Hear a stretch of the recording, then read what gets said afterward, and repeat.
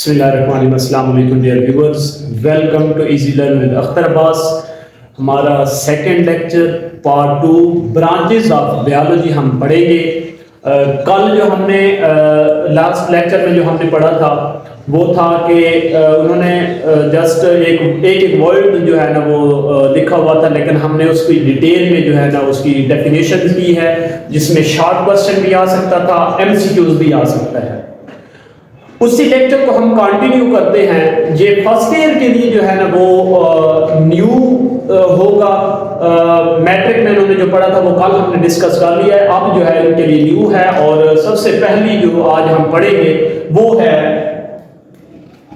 Molecular biology.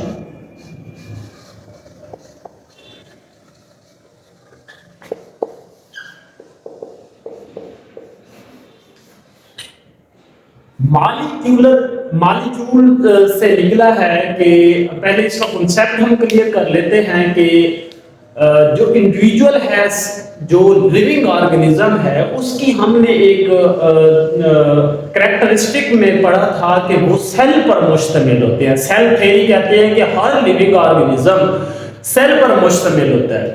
तो molecular level से हम अगर रूट लेवल से स्टार्ट करते हैं तो सबसे पहले सब एटॉमिक पार्टिकल्स होते हैं, वो एटम्स बनाते हैं। एटम मिलकर जो है ना वो मॉलिक्यूल बनाते हैं, मॉलिक्यूल से सेल बनते हैं, और सेल से जो है ना वो टिश्यूज और ऑर्गन बनते हैं, और मुकम्मल एक इंडिविजुअल बन जाता है उससे।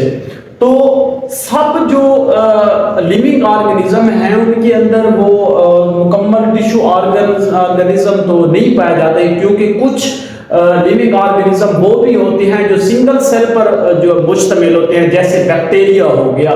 तो अब हम मॉलिक्यूलर बायोलॉजी में बायोलॉजी की जहां बात आ गई है तो आपने ये समझना है कि ये हम लिविंग ऑर्गेनिज्म की जो है ना वो स्टडी कर रहे हैं।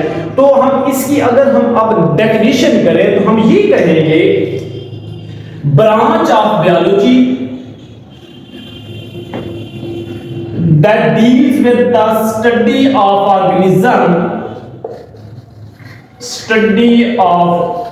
organism at molecular level.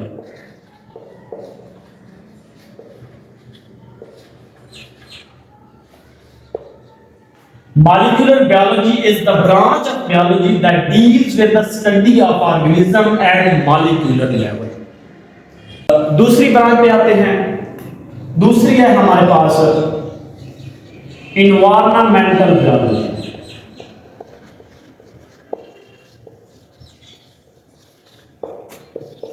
Previous lecture में भी हमने इस इकोलॉजी की हमने बात की थी।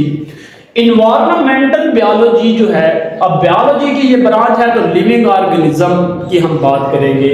तो हम ये कह सकते हैं कि इसमें हम इंटरेक्शन जो है वो देखते हैं। किसका इंटरेक्शन?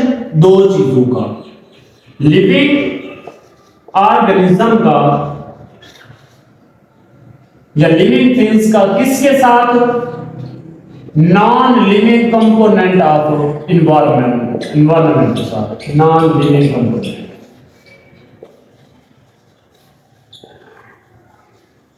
नॉन लिविंग कंपोनेंट्स कौन से हो गए? जिसमें गैसेस हो गया, वाटर हो गया, टेम्परेचर हो गया, कि जो नॉन लिविंग कंपोनेंट इन्वायरमेंट के लिविंग ऑर्गेनिज्म के ऊपर असरअंदाज होते हैं, उनका जो है हम इंटरेक्शन देखते हैं, और इस इंटरेक्शन को हम इकोसिस्टम भी कहते हैं। अब हम इसकी मुकम्मल अगर डेफिनेशन करें तो हम कहेंगे branch of biology that deals with the study of interaction between living organism with the non living component of environment is called as the environmental biology. तीसरी ब्रांच है हमारे पास माइक्रोबायोलॉजी।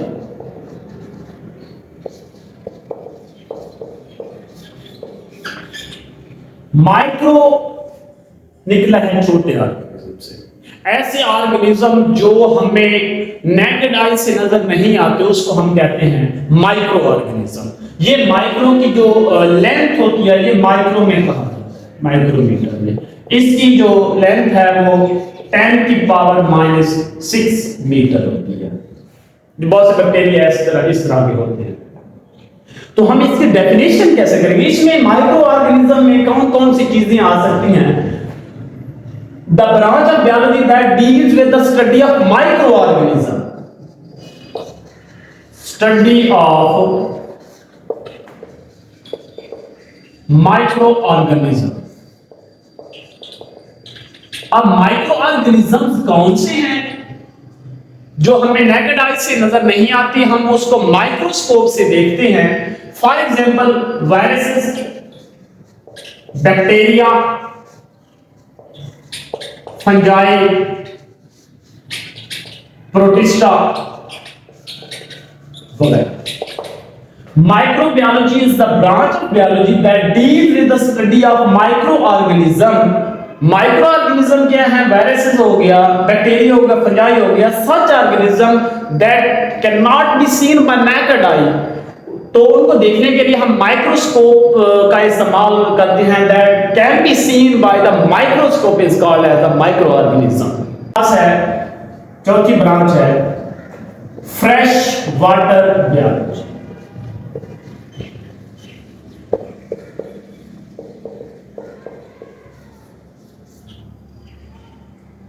नाम से जाहिर है फ्रेश वाटर बायोलॉजी। सिंपली हम कह सकते हैं कि बायोलॉजी की ऐसी शाख जिसमें हम लिविंग ऑर्गेनिज्म की स्टडी करते हैं जो फ्रेश वाटर में रहते हैं। अब फ्रेश वाटर बॉडीज कौन कौन सी होती हैं? जैसे रिवर हो गया और लेक्स हो गए, पॉन्ड्स हो गए, ये फ्रेश वाटर में आते हैं, ये फ्रेश वाटर बॉडीज है। तो हम ये भी कह सकते हैं कि उन लिविंग ऑर्गेनिज्म की स्टडी जो फ्रेश वाटर बॉडीज में रहते हैं उनको हम फ्रेश वाटर बायोलॉजी, लेकिन वो पूरी इसकी जो है ना वो आपको पूरे मार्क्स नहीं देगा। इसमें हम फिजिकल एंड केमिकल पैरामीटर्स की भी बात करते हैं। फिजिकल प्लस केमिकल पैरामीटर की भी स्टडी की जाती है। किसकी? ये जिस बॉडीज में रहती हैं फ्रेश वाटर की। देखिए अब फिजिकल होता है जिस्मानी तौर पर, ज़ाहिरी तौर पर जो होता है, जो केमिकल पैरामीटर हैं जो। अब ये जो फ्रेश वाटर है इसका जो लिविंग ऑर्गेनिज्म इसके अंदर रहते हैं उनके ऊपर असरात तो होते हैं। तो उनकी बॉडी के ऊपर वाटर का क्या असर होता है और उसके अंदर जो पानी दाखिल होता है। अब देखें फ्रेश वाटर में ये होता है, फ्रेश वाटर वो है जिसमें साल्ट की कंसंट्रेशन जो है वो कम होती है। ठीक है, जब हम नेक्स्ट ब्रांच में हम सी एंड मेराइन बायोलॉजी की बात करेंगे तो वहां पे ये डिफरेंट हो जाएगा कि वहां साल्ट की कंसंट्रेशन ज्यादा होगी। वो आप नेक्स्ट ब्रांच में हम डिस्कस करते हैं। तो फ्रेश वाटर बायोलॉजी में हम ये कह सकते हैं the branch of biology that deals with the study of living organism that live in fresh water with respect to physical and chemical parameter is called as the fresh water biology।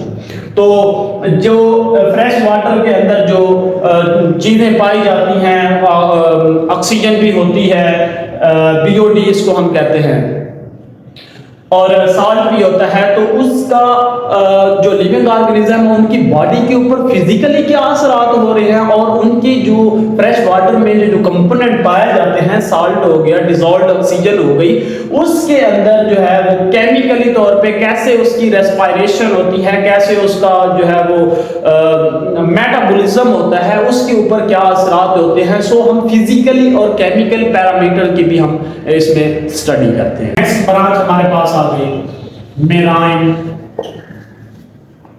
Biology. Marine water biology भी कहा जाता है और marine biology same है। जैसे हमने fresh water biology पढ़ा था, मेराइन बायोलॉजी में भी हम फिजिकली की भी बात करेंगे, केमिकल पैरामीटर की भी बात करेंगे। अब मेराइन में कौन कौन सी चीज आ जाती है? सी और ओशंस। अब फ्रेश वाटर और इसमें फर्क क्या है? इसके अंदर जो साल्ट की कंसंट्रेशन होती है वो ज्यादा होती है। अब अगर साल्ट की कंसंट्रेशन ज्यादा होती है तो उसके फिजिकल और केमिकल पैरामीटर भी डिफरेंट हो जाएंगे। अब जो जिस वाटर में सॉल्ट ज्यादा है वो फिजिकली भी लिविंग ऑर्गेनिज्म के ऊपर अलग असर रखता है और उसका केमिकली जो है वो भी अलग असर होगा। So we can say that marine biology is the branch of biology that deal with the study of living organism that live in marine और ocean and seas with respect to physical and chemical parameters। इसको हम कहते हैं marine biology. आज हमारे पास है parasitology.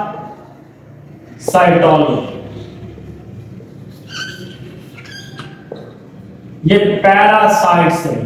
पहले तो हम ये देख लेते हैं कि पैरासाइट्स क्या होते हैं। ऐसे ऑर्गेनिज्म जो होस्ट से फूड भी लेते हैं, शेल्टर भी लेते हैं और इन रिटर्न उनको हार्म भी करते हैं।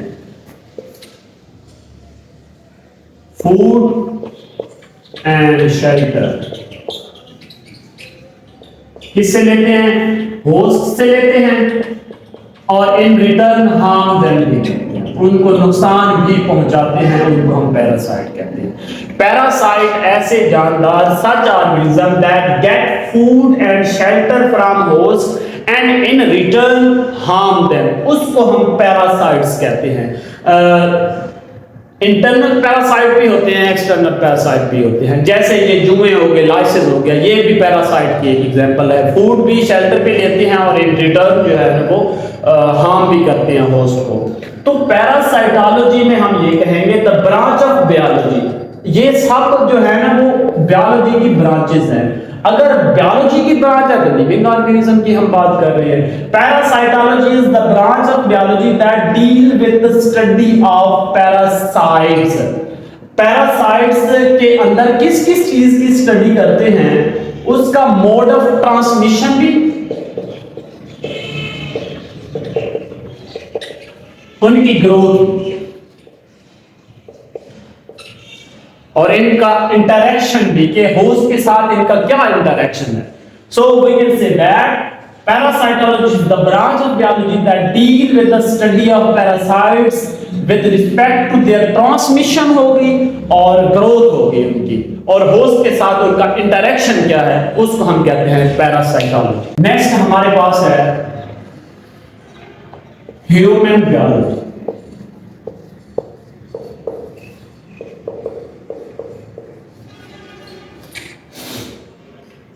The branch of biology that deal with the study of humans. अब ह्यूमन एक कंप्लीट ऑर्गेनिज्म है तो इसके अंदर बहुत सी चीजें आ जाएंगी। इसके अंदर हम ह्यूमन की एनाटॉमी की भी स्टडी करेंगे, फिजियोलॉजी की भी स्टडी करेंगे, मॉर्फोलॉजी की भी स्टडी करेंगे।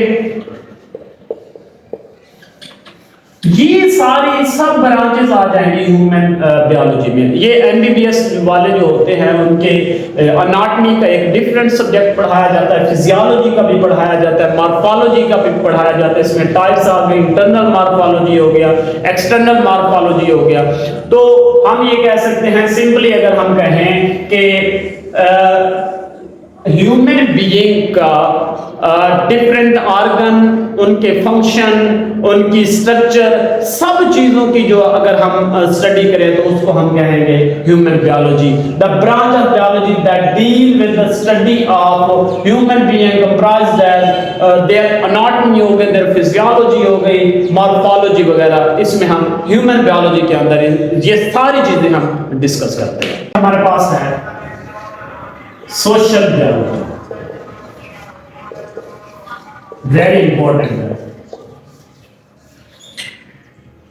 सोशल बायोलॉजी में हम लिविंग ऑर्गेनिज्म का behaviour, attitude with respect to environment, society के साथ क्या ताल्लुक है उसका, हम उसमें सोशल बायोलॉजी में जो है ना, सोशल बायोलॉजी होती है लिविंग ऑर्गेनिज्म।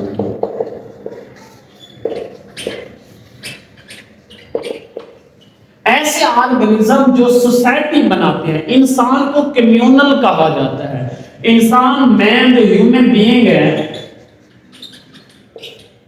ये कम्युनल कहा जाता है। जो सोसाइटीज बना सकते हैं उसको हम कहते हैं कि ये सोशल, सो ह्यूमन है। अगर हम ये कहें social biology is a branch of biology that deals with the study of behavior of living organism। behavior किसके साथ? societies के साथ, communities के साथ। अगर हम लिविंग ऑर्गेनिज्म का बिहेवियर मुकम्मल तौर पे उसका सोसाइटी के ऊपर बुरा असर है, अच्छा असर है, हर चीज़ की अगर हम उसके कंप्लीट बिहेवियर की अगर हम स्टडी करते हैं तो उसको हम कहेंगे कि ये सोशल बायोलॉजी है। Social biology is the branch of biology that deal with the study of behaviour of living organism, specially human being, जो कि सोसाइटीज बनाता है, कम्युनिटीज बनाता है, उसके ऊपर क्या उसके असरात होते हैं, ये सारे के सारे जो बिहेवियर है वो हम सोशल बायोलॉजी के अंदर हम इसको स्टडी करते हैं। The last branch, very very important, short question भी आ सकता है, एमसीक्यूज भी बन सकता है, बायोटेक्नोलॉजी।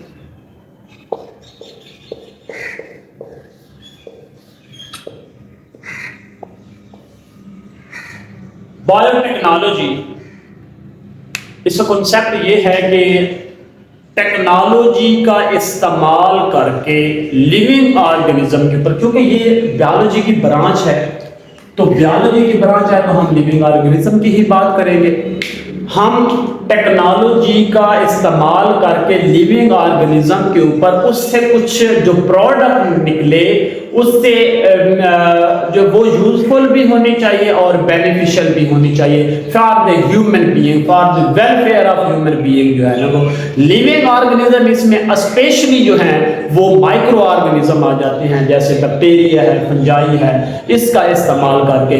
फॉर एग्जांपल ये हम जो कर्ड्स बनाते हैं, दही बनाते हैं, ये सारे के सारे बायोटेक्नोलॉजी का इस्तेमाल है। कुछ हिस्सा नहीं, हम मुकम्मल माइक्रो ऑर्गेनिज्म का इस्तेमाल कर सकते हैं। ये जो दही बनाने के लिए जो है वो लैक्टोबैसिलस जो है ना वो बैक्टीरिया जो है वो मुकम्मल तौर पे हम दाखिल कर देते हैं, उसका काम है वो दही बनाता है, और ये सदियों से चलता आ रहा है, ये प्रोसेस चलता आ रहा है। अब न्यू टेक्नोलॉजीज आ रही हैं तो उसको मॉडिफाई किया जा रहा है, इस प्रोसेस को मॉडिफाई किया जा रहा है। तो हम ये कह सकते हैं बायोटेक्नोलॉजी ब्रांच है बायोलॉजी की जिसमें हम लिविंग ऑर्गेनिज्म का इस्तेमाल करते हैं, स्पेशली माइक्रो ऑर्गेनिज्म का इस्तेमाल किया जाता है।